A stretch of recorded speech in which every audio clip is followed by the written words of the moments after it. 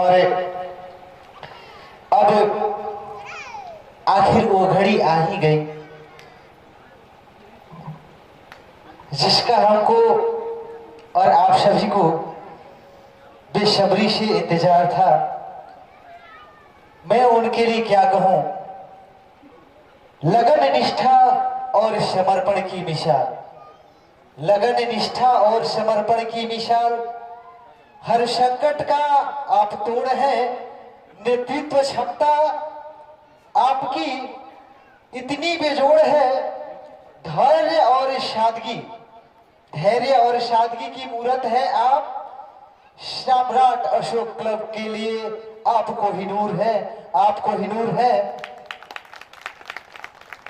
यह मैं आवाज जिसके लिए दे रहा था, सम्राट अशोक क्लब के सारे सिपाही समझते होंगे।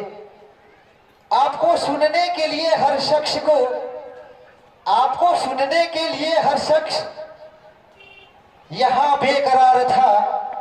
अब आई है वह घड़ी, अरे अब जाके आई है वह घड़ी जिसका हमें मुद्दत से इंतजार था। मैं नाम नहीं लूंगा और चपी से चाहूंगा आमंत्रित करें जोरदार तालियों के साथ और जोर से पूरी सदन के बीच से वही जोरदार तालियां होनी चाहिए। तब मैं आमंत्रित करूंगा और सर ने खुद से बच गया है और मेरी प्रार्थना स्वीकार कर ली है और मंच पर उपस्थित हो रहे हैं सर बोलने के लिए।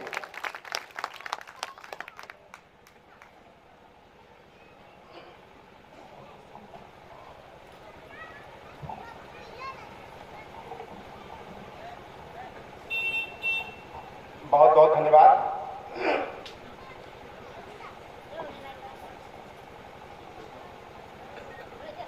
सबसे पहले मैं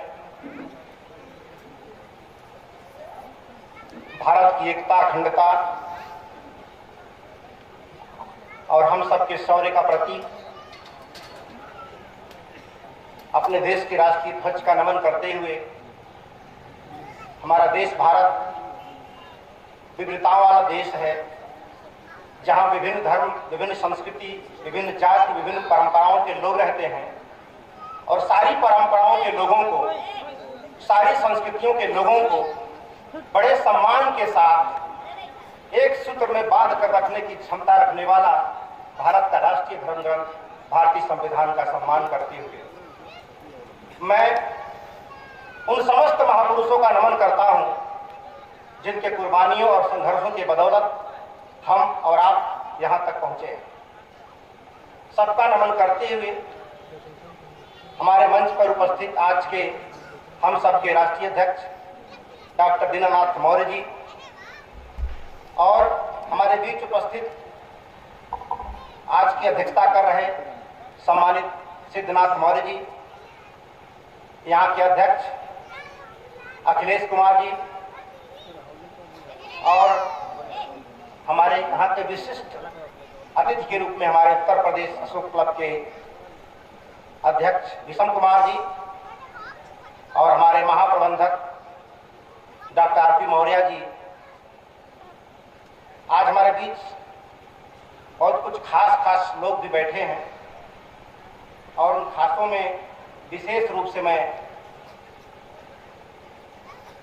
स्वागत अभिनंदन करता हूं अपनी बहन दिव्य शक्ति जी का कि आज हमारे मंच पर उपस्थित हैं। आज बड़ा गौरव महसूस हो रहा है और ऐसे दिन उपस्थित हैं आप जहां उपस्थित होना चाहिए था। आज खास दिन है और खास दिन क्या है आगे बताऊंगा मैं। आज यह दिन खास क्यों है, आपका विशेष रूप से अभिनंदन करता हूं और हमारे दीपक कुमार जी मुखिया जी, आपका कार्य जो है काबिल तारीफ है। कहा जाता है ना कि प्रसव पीड़ा शुरू हुई थी किसी और काल में और डिलीवरी हो गई आपके काल में।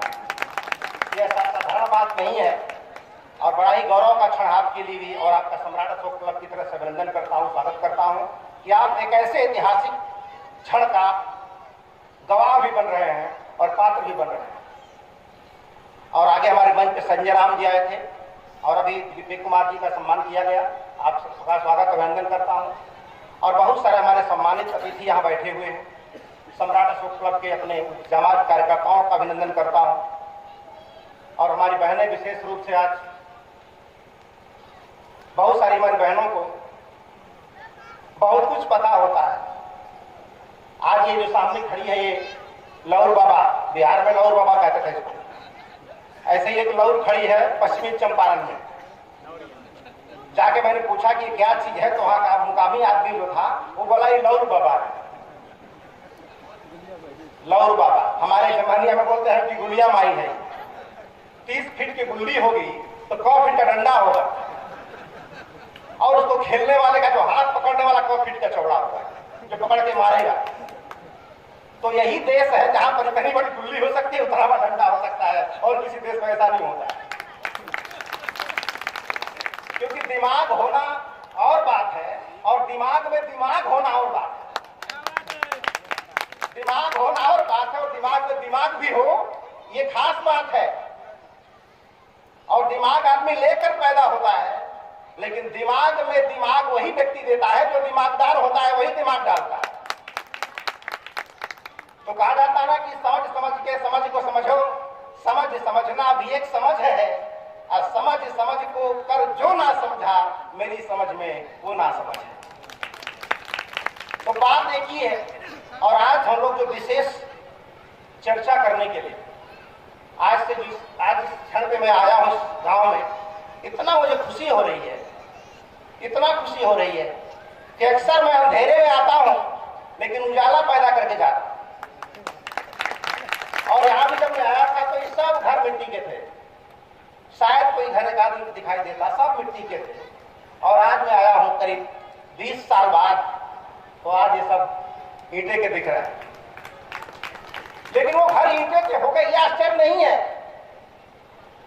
लोग पहले से अच्छे हो गए आश्चर्य नहीं है, वो तो एक न एक दिन होना ही था। इसमें आश्चर्य क्या है वो महत्वपूर्ण है। और आश्चर्य में एक छोटी सी बोध कथा से बताने की कोशिश करूंगा। हम एक बार पिक्चर देख रहे थे, तो उस पिक्चर की शुरुआत में पहले सीन में ही एक ट्रेन चलती है। उस ट्रेन में एक हीरो बैठा होता है जो पिक्चर का मेन हीरो होता है, और अचानक वो पुल टूट जाती है, ट्रेन एक्सीडेंट हो जाती है। और एक्सीडेंट होने के दौरान वो जो हीरो उस गाड़ी में बैठा है उसका भी एक्सीडेंट हो जाता है और नदी में गिर जाता है, बह करके किनारे जाके कहीं लग जाता है। बहने के बाद उस जहां जाके लगता है वहां कुछ मछुआरे उसे छान के ले जाते हैं, अपने घर में ले जाकर उसकी सेवा शुरुआत करते हैं। और वहां ले जाने के बाद जब वो होश में आता है तो जो वहां लोग खड़े हैं वहां उनको पहचानता ही नहीं हो, उसकी याददाश्त चली गई। अब जिस घर में वो रखा जाने लगा, पलने लगा, उसी घर को अपना घर समझने लगा। वो उसी के घर के बुआ फूफा मौसा मौसी को अपना बुआ फूफा मौसा मौसी समझने लगा।